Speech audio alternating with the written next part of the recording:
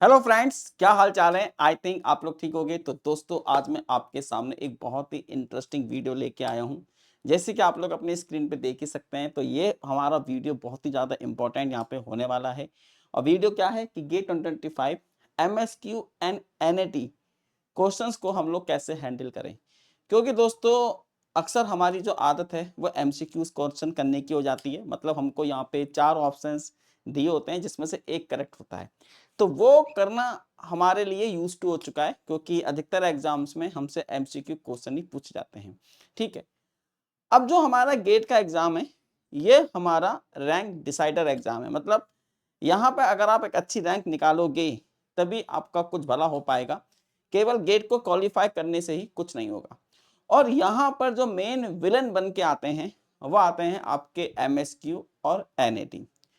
चूँकि इसमें कोई नेगेटिव मार्किंग नहीं होती। मतलब अगर आप यहाँ पे MSQ क्वेश्चंस करते हो या आप यहाँ पे NAT क्वेश्चंस करते हो, ठीक है? तो इसमें आपको कोई नेगेटिव मार्किंग यहाँ पे नहीं होने वाली। मतलब अगर आपका MSQ और NAT अगर आप क्वेश्चंस अटेम्प्ट करते हो और मान लीजिए क्वेश्चंस का आंसर आपका गलत हो गया, तो फिर भी आपके यहाँ पे कोई नेगेटिव मार्किंग नहीं है। ठीक है? तो अब सर इसका फिर डिसएडवांटेज क्या है? अगर कोई नेगेटिव मार्किंग नहीं है, कोई दिक्कत नहीं है। तो दोस्तों, यही तो आपका विलेन बनता है ना? देखो, MCQ क्वेश्चंस आप करोगे, गलत होगा, नेगेटिव मार्किंग हो जाएगी। लेकिन MSQ और NAT क्वेश्चंस में क्या होता है कि आप क्वेश्चन अटेम्प्ट आपको करना है। ठीक है? अब यहाँ पर अगर क्वेश्चन सही होगा तभी आपको पूरे मार्क्स मिलेंगे, वरना आपको मार्क्स नहीं मिलेंगे। और यही दो जो हैं, NAT और MSQ, यही आपके रैंक डिसाइडर होते हैं, है ना? केवल क्वालीफाई करने से कुछ नहीं होगा। अब बात आती है कि सर इन क्वेश्चंस को हम लोग कैसे हैंडल करें, क्या टेक्निक्स हमको यहाँ पे अपनानी चाहिए MSQ और NAT के लिए, जिससे कि हम इन क्वेश्चंस को अटेम्प्ट भी कर पाएं और हमारे क्वेश्चन यहाँ पे करेक्ट भी हो पाएं। तो दोस्तों, आज इस पूरे मुद्दे के ऊपर हम यहाँ पे आज बात करने वाले हैं। ठीक है? तो सबसे पहले तो आप सबका यहाँ पर वेलकम है ना, टेक्स्ट बुक सुपर कोचिंग के इस प्लेटफॉर्म पे। तो सबसे पहले तो मैं आप सभी लोगों का वेलकम करता हूँ टेक्स्ट बुक सुपर कोचिंग के इस प्लेटफॉर्म पे। और दोस्तों, यहाँ पर आप एक क्यूआर कोड भी दिखाई दे रहा होगा। ये जो क्यूआर कोड है, ये मेरा टेलीग्राम चैनल है। ठीक है? और इसको आप स्कैन कर लीजिए अपने मोबाइल से और अब मेरे टेलीग्राम ग्रुप को ज्वाइन कर लीजिए, क्योंकि मैं यहाँ पर आपको एग्जाम से जुड़ी सभी इन्फॉर्मेशन प्रोवाइड कराता हूँ। चाहे वो हमारी CSIR नेट के रिगार्डिंग हो, गेट के रिगार्डिंग हो, जैम के रिगार्डिंग हो। साथ में हम यहाँ पे आपको, है ना, PYQs, आपको PDF, है ना, मॉक टेस्ट, ये सब कुछ आपको यहाँ पे अवेलेबल करवाते हैं। तो प्लीज़ जाके इस क्यूआर कोड को बस स्कैन कर लीजिए। आप देख सकते हैं ललित सर टेक्स्ट बुक। तो ये मेरा एक टेलीग्राम हैंडल है जिसको आप यहाँ पे ज्वाइन कर सकते हैं। तो चलिए फिर अब बिना किसी देरी के हम यहाँ पे अब मेन मुद्दे पे आते हैं और बात करते हैं कि how to handle MSQ and NAT question. तो सबसे पहले हम बात करेंगे यहाँ पे MSQ क्वेश्चन के बारे में, है ना। तो बात आती है कि MSQ क्वेश्चंस। अब देखो, सबसे पहले बात करते हैं कि MSQ क्वेश्चंस क्या होते हैं। तो यहाँ पे लिखा हुआ है मल्टीपल सिलेक्ट क्वेश्चन। इसका मतलब क्या है दोस्तों, कि हो सकता है कि जो आपको ये क्वेश्चंस मिलते हैं, इसमें एक से ज्यादा ऑप्शंस आपके करेक्ट हों। ये तो फॉर एग्जांपल्स मैं आपसे बोलता हूं कि इनमें से कौन सी इंडिया की सिटी है। मतलब आपके सामने ये क्वेश्चन आया कि इनमें से कौन सी इंडिया की सिटी है। ठीक है? तो ऑप्शन है हमारे पास दिल्ली, मुंबई, पुणे एंड आपका नेपाल। ठीक है? तो आपने देखा कि यहाँ पर जो नेपाल है वो आपकी अदर कंट्री है, तो ये ऑप्शन तो आपका मतलब गलत हो गया। लेकिन दिल्ली, मुंबई और पुणे, है ना, ये तीनों के तीनों ही आपकी इंडिया की सिटी हैं। तो आपको इन तीनों को ही टिक करना होगा। अगर आप केवल यहाँ पे दिल्ली टिक करते हो तो भी एक क्वेश्चन गलत माना जाएगा। अगर आप यहाँ पे ओनली मुंबई टिक कर तब भी एक क्वेश्चन गलत मानेगा। या मान लीजिए आप यहाँ पे दिल्ली और मुंबई टिक करते हो लेकिन पुणे को छोड़ देते हो, तब भी आपको गलत माना जाएगा। मतलब अगर तीनों आंसर करेक्ट हैं, दिल्ली, मुंबई, पुणे, तो आपको तीनों को ही यहाँ पे टिक करना है, तभी आपको यहाँ पे ये नंबर मिलेंगे। अब ये तो इजी क्वेश्चन था, लेकिन फिजिक्स में क्या होगा, मान लीजिए आपके सामने कोई स्टेटमेंट है और वहां पे आपके सामने 4 विकल्प हैं, 4 ऑप्शंस हैं। अब उसमें से 2 ऑप्शंस करेक्ट हैं या 3 ऑप्शंस करेक्ट हैं, लेकिन हमारी आदत बन चुकी है कि हमको लगता है कि 3 गलत है, 1 सही है। अब दुविधा यही है कि भाई यहाँ पे तीनों सही है ना, क्या दो सही हैं? अब ये आपका तभी हो सकता है जब आपको उस टॉपिक की डेप्थ नॉलेज हो, जब उस टॉपिक को आपने अच्छे से पढ़ा हो, तभी आप मल्टीपल सिलेक्टिव क्वेश्चंस को कर पाएंगे। वरना तो वही हमारा जो चलता है बिहेवियर कि एमसीक्यू क्वेश्चंस वाला, कि हम मान के चलते हैं कि एक सही है तीन गलत है। यहाँ पे हो सकता है कि चारों ऑप्शंस भी करेक्ट हो जाएं। अब बात वही है कि हम कैसे डिसाइड करेंगे कि कौन सा ऑप्शन गलत है, कौन सा ऑप्शन छोड़ना है, कौन सा ऑप्शन पकड़ना है।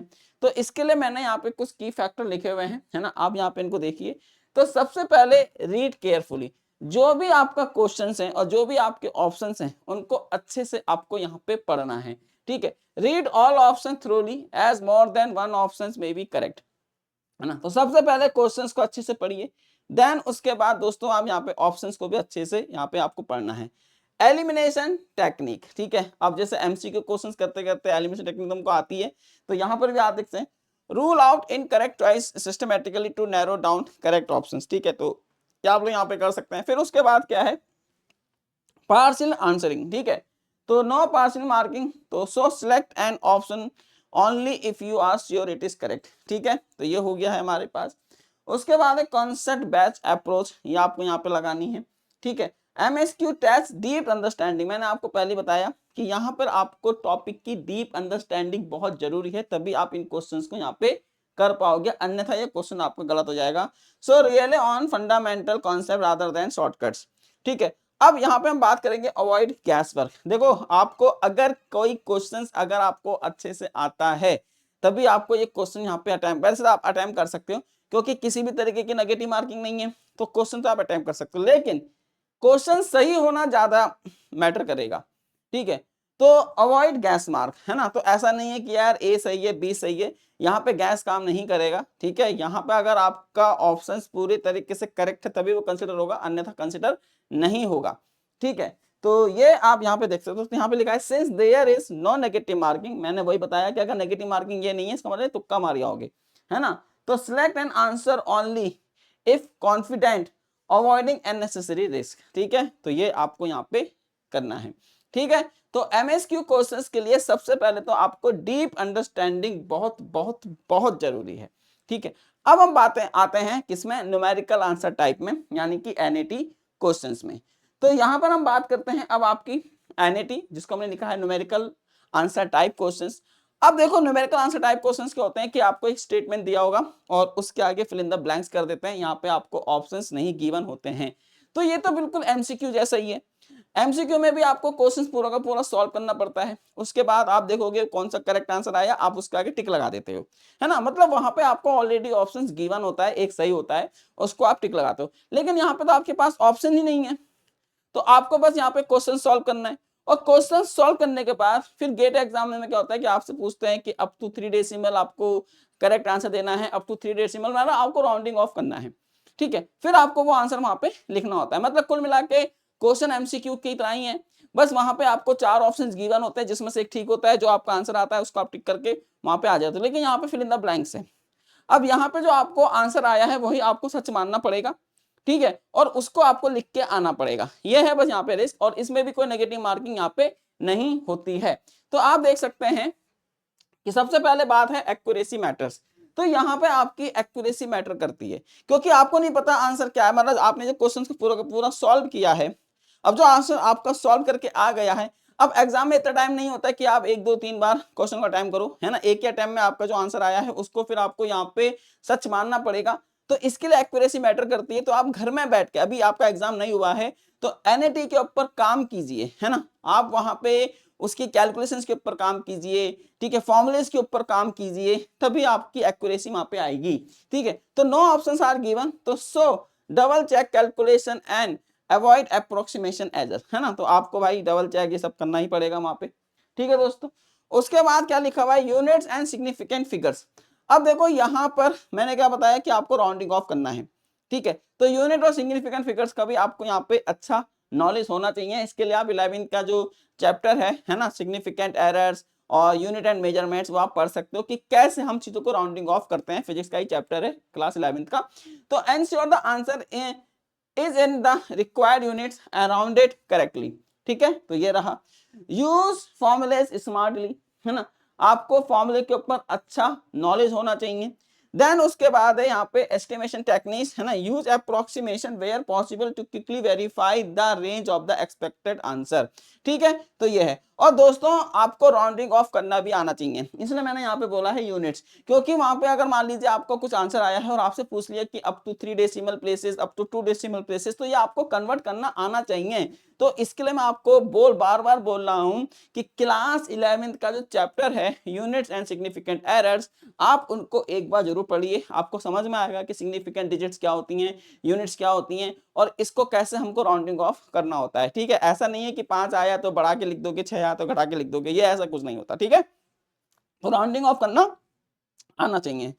उसके बाद है यहाँ पे अवॉइड ओवर कॉम्प्लीमेशन। ठीक है, तो यहाँ पर आप देख सकते हो कीप कैलकुलेशन स्ट्रेट फॉरवर्ड और अवॉइड अननेसेसरी कॉम्प्लेक्सिटी। ठीक है, तो मैं आपसे बोल रहा हूँ कि भाई एनईटी पेपर है, न्यूमेरिकल आंसर टाइप पेपर है, बस इतना सा डिफरेंस है एमसीक्यू और एनईटी में कि एमसीक्यू में आपको 4 ऑप्शंस गिवन होते हैं, उसमें से एक करेक्ट होता है, तो जो आपका आंसर आता है आप उसको टिक करके आ जाते हो। लेकिन यहाँ पे तो आपको आंसर पता ही नहीं है, तो जो आपने करा है उसको आपको सच मानना पड़ेगा, डबल चेक कैलकुलेशंस कर सकते हो, है ना, फिर आप उसको वेरीफाई कर सकते हो, फिर उसमें टाइम टेकिंग है। तो इसलिए अभी आपका पेपर नहीं हुआ है तो एनईटी के ऊपर काम कीजिए और राउंडिंग ऑफ के ऊपर काम कीजिए, है ना, फॉर्मूले को अच्छे से अप्लाई करना सीखिए और सब कुछ बढ़िया हो जाएगा। ठीक है, और और इसके साथ साथ एमसीक्यू क्वेश्चंस भी आपको लगाने हैं। ठीक है दोस्तों, तो आई थिंक आपको आज का वीडियो अच्छा लगा होगा, है ना। अगर आपको कोई भी डाउट है गेट एग्जाम्स के रिगार्डिंग, ठीक है, तो आप कमेंट में मेरे को बताइए, मैं उसके ऊपर एक डेडिकेटेड वीडियो लेके आ जाऊंगा। और दोस्तों यहाँ पे आप देख सकते हैं यूज कोड ललित के, आप इस कोड का यहाँ पे यूज कर सकते हो अगर आप मुझसे टेस्ट बुक सुपर कोचिंग में सीएसए नेट गेट एग्जाम के लिए पढ़ना चाहते हो, आपको मेरी हेल्प चाहिए, तो आप मेरा ये कोड LLITK का यहाँ पे यूज कर सकते हैं। इस कोड का यूज करने से आपको मैक्सिमम डिस्काउंट मिल जाता है। ठीक है, तो जाइए और आज ही कोर्सेज को एनरोल कर लीजिए। ठीक है दोस्तों, बाय बाय।